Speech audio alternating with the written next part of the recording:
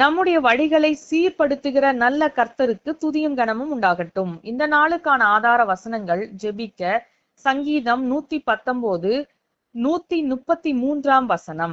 உம்முடைய வார்த்தையிலே என் காலடிகளை நிலைப்படுத்தி ஒரு அநியாயமும் என்னை ஆள ஒட்டாதேயும். துதிக்க யாத்ராகமம் 33 அதிகாரம் 19 வசனம். என்னுடைய தயையை எல்லாம் நான் உனக்கு முன்பாக கடந்து போக பண்ணி கர்த்தருடைய நாமத்தை உனக்கு முன்பாக கூறுவேன். எவன் மேல் கிருபையாய் இருக்க சித்தமாய் இருப்பேனோ அவன் மேல் கிருபையாய் இருப்பேன்.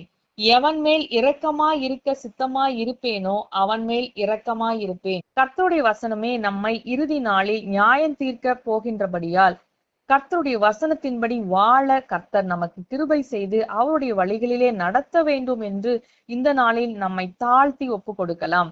மேலும் கர்த்தருடைய ஆவியானவர் நாம் சரி செய்ய வேண்டியவைகளை உணர்த்தி நம்மை அவருடைய வசனத்தின்படி சீர்படுத்தவும் நம்மை ஒப்பு கொடுத்து காத்திருந்து ஜெபிக்கலாம். துதிக்க வேண்டியது கர்த்தருடைய தயவும் கிருபையும் இரக்கமும் நம்மேல் இதுவரைக்கும் இருந்து வருகின்றபடியால் நாம் நம்மை வழி நடத்தி வருகிற நல்ல கர்த்தரை மனதார ஸ்தோத்திரிக்கலாம்.